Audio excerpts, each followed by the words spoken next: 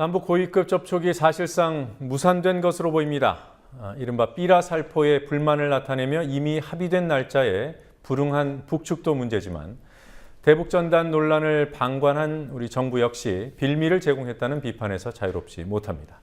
노지민 PD와 함께 좀 더 상세히 알아보죠. 어서 오십시오. 안녕하십니까?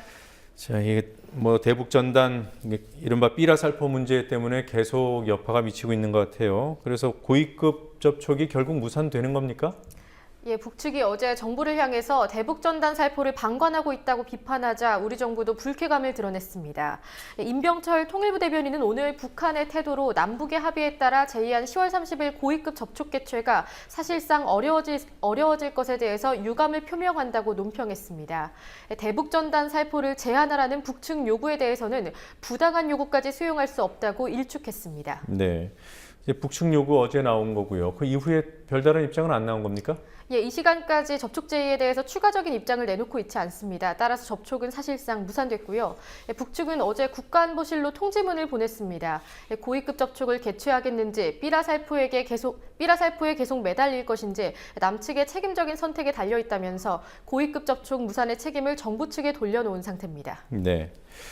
자, 오늘 여론조사 주목이 되는 부분이 하나 있습니다. 예. 정부의 전시 작전 통제권, 사실상 포기 문제, 그리고 또 대량 무기 구매 문제. 우선 그 전작권 포기와 관련된 여론이 어떻게 나왔는지 보죠.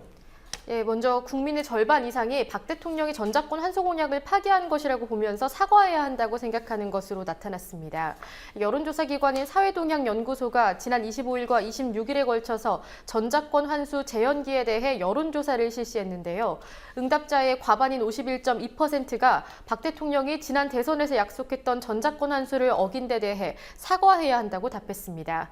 반면에 사과할 필요가 없다는 응답은 38%대에 그쳤습니다. 네. 그리고 정부가 10조 원 규모의 무기를 미국에서 구입하는 문제가 전작권 환수 연기의 대가다. 이런 지적들이 나오죠. 이 부분에 대한 여론은 어떻게 나오고 있습니까? 비판에 동의하는 국민이 많은 것으로 나타났습니다. 네. 여론조사 결과를 직접 보면서 설명드리겠습니다. 그럴까요? 미국산 무기 구입이 대가성 구매라는 주장에 대해서 52.3%가 공감했고요. 동의하지 않는다는 의견은 27.8%에 불과했습니다. 정부의 전작권 환수 재연기에 대해서 다수의 국민들이 신뢰 그리고 실리를 모두 잃은 결정이라고 평가한 것으로 분석됩니다. 네. 그리고 경찰이 쏜 물대포 피해자들에게 국가가 배상을 해야 한다는 판결이 나왔습니다. 지난 2011년 한미 FTA 저지 집회에 참여했던 박희진 한국청년연대 공동대표와 이강실 한국진보연대 공동대표는 경찰의 물대포로 인한 부상에 대해서 국가를 상대로 손해배상 소송을 제기했는데요. 서울중앙지방법원은 오늘 물대포에 맞아서 고막이 손상된 박 대표에게 120만 원, 뇌진탕을 진단받았던 이 대표에게는 80만 원을 지급해야 한다고 결정했습니다. 박 대표와 이 대표는 여의도에서 열렸던 한미 FTA 저지 범국민대회에 참가한 뒤에 국회와 한나라당 당사로 행진을 했는데요. 영등포경찰서 측이 행진을 막으려고 쏜 물대포에 얼굴을 맞고 부상을 입었습니다. 네. 그러니까 물대포를 쏜 것 자체가 잘못됐다 이렇게 판단한 겁니까? 네, 그렇습니다. 재판부는 시위대의 행진거리가 길지 않았고 위험한 물건을 소지했다거나 적극적인 폭력을 행사했다고 볼 만한 사정이 없다고 판단했습니다. 물대포를 쏠 이유가 없었다는 겁니다. 또한 경찰이 물대포를 쏘기 전에 구체적인 사유를 제대로 고지하지 않았다는 점도 지적했는데요. 불법 집회니까 해산하라는 방송만으로는 적법한 해산 명령이 아니라고 판단한 겁니다. 네. 자, 그리고 정부가 수도 요금을 또 인상을 하는 겁니까? 안전행정부는 각 지방자치단체가 안행부 권고에 따라서 지난 6월부터 상하수도 요금을 올리는 현실화 계획을 추진하고 있다고 밝혔습니다. 지난해 상하수도 기업 203곳을 포함한 자치단체 공기업 250여 곳은 1조 2천억 원의 손실을 보고 있는 것으로 드러났는데요.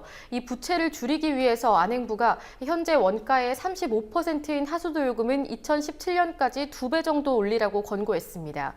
또 상수도 요금 역시 현재는 원가의 82.6% 정도인데 이 요금을 90% 수준까지 인상하라고 권고했습니다. 네, 그러니까 하수도 요금을 이제 올리는 건데요. 예. 이게 그러면 수도 요금 인상으로 이어지는 겁니까? 예, 상수도 요금의 경우에는 이미 지자체 9곳에서 인상됐고 또 향후 10곳의 지자체도 인상을 추진하고 있고요. 하수도의 경우에는 아직까지 인상이 된 사례는 없습니다만 요금 인상을 위해서 조례를 개정했거나 또는 개정을 추진하고 있는 곳이 대다수입니다. 그러니까 하수도 요금, 상수도 요금 이게 수도 요금하고는 어떻게 관련이 되는 거예요? 예, 수도 요금에는 상수도 요금과 하수도 요금이 모두 포함됩니다. 그런데 상수도 요금에 따라서 하수도 요금은 상수도 요금에 비례해서 책정이 됩니다. 네. 그런데 여하튼 그러면 하수도 요금은 비중을 높이면 또 상수도 요금도 그에 따라서 올라가는 건가요? 예, 그렇게 볼 수도 있습니다. 하지만 절대적인 그 원가 기준의 금액 자체를 올렸기 때문에 상수도 요금이 오른 것보다 하수도 요금이 인상되는 폭이 더 커질 것으로 보입니다. 네. 자, 새누리당의 친박계 의원들이 있는데요. 이들이 오늘 차기 대권과 관련된 논의를 했다고 해요. 어떤 내용입니까? 네, 오늘 박 대통령의 시정연설이 끝난 뒤에 이른바 친박 의원들 모임인 국가경쟁력 강화 포럼의 세미나가 있었습니다. 서청원, 안홍준, 윤상현, 이완구, 홍문종 의원 등 친박계 의원 30명이 참석한 자리였는데요. 주제가 2017년 차기 대선 지지도 판세였고 부제는 반기문 유엔 사무총장 출마 가능성 등 여러 변수를 중심으로라는 것이었습니다. 네, 그러니까 반기문 사무총장 얘기를 구체적으로 언급한 거예요. 예, 그렇습니다. 이 세미나에는 여론조사 전문기관 리얼미터의 이택수 대표도 참석했습니다. 이 대표는 이 자리에서 안철수 현상이 사라진 새 정치에 대한 기대감이 있는 무당파층이 반기문 총장을 보다 지지한다고 말했습니다. 네. 그 이 대표 경우에는 당 외 사람이고요. 당내 의원들은 어떤 얘기들을 했습니까?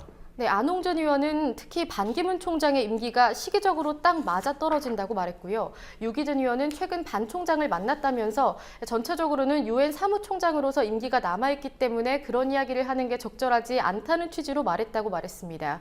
최근 반 총장 스스로 정치권에 몸을 두지 않겠다고 말했는데 이것에 대해서 임기 중이니까 어쩔 수 없다고 말한 것이다. 이렇게 해석해서 가능성을 열어둔 겁니다. 그러니까 그 유기준 의원이 말했다는 전체적으로는 유엔 사무총장으로서 임기가 남아있기 때문에 그런 이야기를 하는 게 적절치 않다. 예.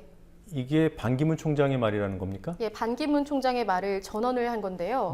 네. 이에 대해서 해석을 어느 쪽으로 할지는 유기준 의원이 말하는 의도에 따라서 전해진 것 같습니다. 네, 그러니까 유기준 의원은 그 반사무총장 스스로가 임기 문제를 얘기했기 때문에 임기 문제만 해소가 되면 출마할 가능성이 있다 이렇게 어떻게 보면 아전 인수를 했을 수도 있겠군요. 예, 그렇게 해석될 수도 있습니다. 네, 얼마 전에는 반 사무총장이 대선 후보 지지율 1위를 기록했다는 결과도 있었어요. 네, 지난 21일에 한길 리서치가 발표한 여론조사에서 반기문 사무총장이 갑자기 대선 지지율 1위로 등장한 일이 있었습니다. 화면을 보면서 설명드리겠습니다. 네, 1위인 반기문 유엔 사무총장은 무려 39.7%로 박원순 시장, 문재인 의원 등 그런 다른 후보군들을 월등하게 앞섰습니다.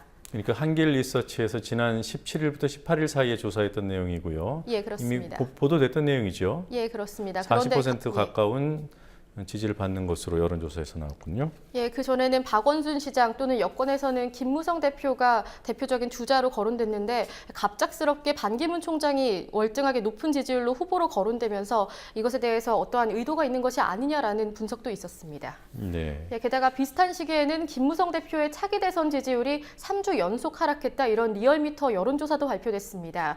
예, 그렇기 때문에 이른바 베이징 개헌론 이후 친박계에서 비박인 김 대표를 제외하고 새로운 대권 주자를 띄우려는 게 아니냐는 시각도 있습니다. 네, 그 과정에서 김태호 최고위원이 사퇴 선언을 한 것도 또 눈여겨봐야 될 변수 중에 하나인 것 같습니다. 예.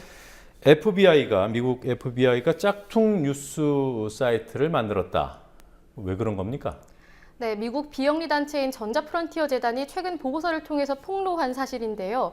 지난 2007년 FBI가 폭탄 테러 용의자를 검거하기 위해서 지역 언론사 시애틀 타임즈의 가짜 사이트를 만들어서 운용한 것이 확인된 겁니다. 네, 이 지역 언론사 가짜로 만들어서 테러 용의자를 어떻게 잡는다는 거죠? 네, FBI는 우선 가짜 언론사 사이트에 테러 용의자의 협박 내용을 담은 가짜 기사를 게재했습니다. 그리고 기사를 읽게 된 용의자의 컴퓨터에 스파이웨어를 침입시키고 IP 주소를 확보해서 신원을 밝히는 일종의 함정 수사였습니다. 그 결과 테러 용의자를 검거하면서 수사는 성공적으로 끝났습니다. 하지만 뒤늦게 이 사실을 알게 된 시애틀 타임즈는 아무런 통보도 없이 일방적인 공권력으로 시애틀 타임즈의 명성을 악용했다. FBI의 행동은 선을 넘는 수준이 아니라 아예 지워버린 것이라고 비판했습니다. 네. 자, 여기까지 보겠습니다. 수고했습니다. 예.